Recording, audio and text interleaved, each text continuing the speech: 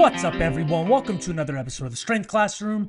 Today I'm showing you a heavy effort lower body workout. Went with some sumo deadlifts.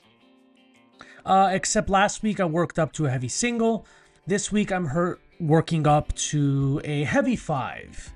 Okay, if you've read any of my ebooks, I do like to switch around rep ranges. I feel like it's a good way to just change up the stimulus, because obviously if you're doing 5 reps, you're going to be using less weight, which is going to give you less overall stimulus, and that will allow you to give your body a break. It's almost like waiving of intensities, as opposed to, even if you're doing a new movement, like you go 1 week sumo deadlift, 1 week box squat, whatever, and you're doing still 1 rep maxes on both, you're moving different amounts of weight. So it's the same strategy, but different strategies. So many people, when they do conjugate, they get so caught up into having to change movements all the time. And yes, changing movements are good, but you have to have a pool. You can't select from every exercise under the sun, because then you'll never end up doing the same workout twice. So that's a very big beginner mistake with conjugate, is people think that if they're doing an exercise 2 weeks in a row, that they're accommodating themselves to it. That is only going to be a thing if you're deadlifting like 7, 8, 900 pounds and you're maxing out week after week, which you probably can't even do anyway, to be honest. So doing the same exercise, especially a max effort exercise, 2-3 weeks in a row is not the end of the world. And if you want to convince yourself that you're not doing the same exercise, just change some rep ranges. Do it anywhere from 1 to 5 reps. Throw in some cluster sets, rest, pause. And those are all variables you can change while still giving yourself a heavy enough stimulus. So I worked up to 585 times 5, which to me is kind of crazy, because 535 for 1 felt way harder than 485 for 5. Like, I feel like I could have done maybe 495, even 500 for 5. So I feel like I'm just starting to understand what it is to pull heavy sumo deadlifts, because I don't know, it just feels like if I could do 495 for 5, I feel like my max should be a lot higher than 530. So I feel like sometimes maybe I panic off the floor and I'm not engaging the correct muscles off the floor as synchronously or together as I can. And then just did some snatch grip, deficit deadlifts to get some added pulling volume, more so to strengthen up the upper back. And then this is a quite comical set. So I've decided I don't really like this variation. I don't know what it is, but what I'm gonna do, and I made videos of this, and I used to do this lift years back, where instead of entering the safety squat bar like you see here, I'm going to basically flip the camber around.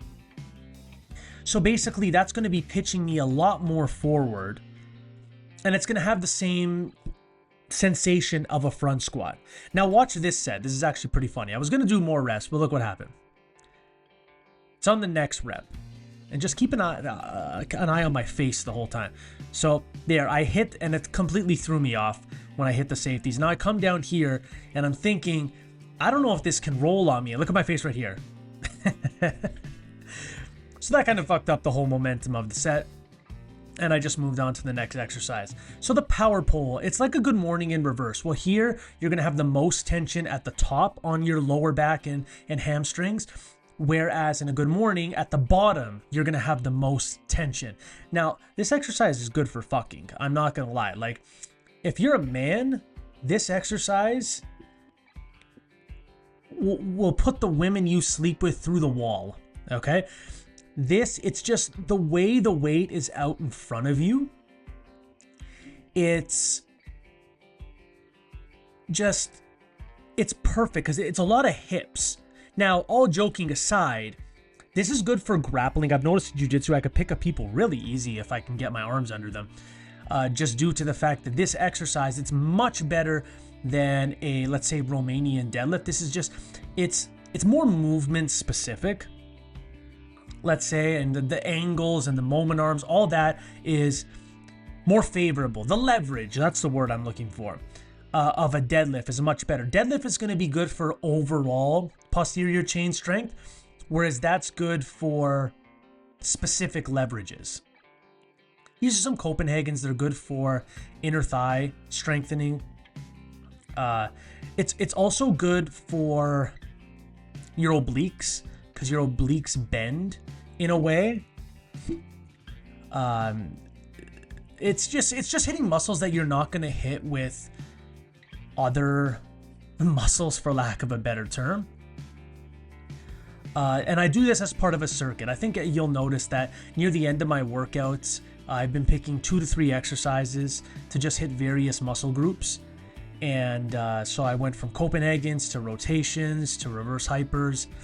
It's just very good for hitting, like I said, muscles that are typically involved or not involved in the main type of movements. So squats, deadlifts, hip hinges, whatever, right? So here you got some lower back, got some rotation, and then you got some inner thigh.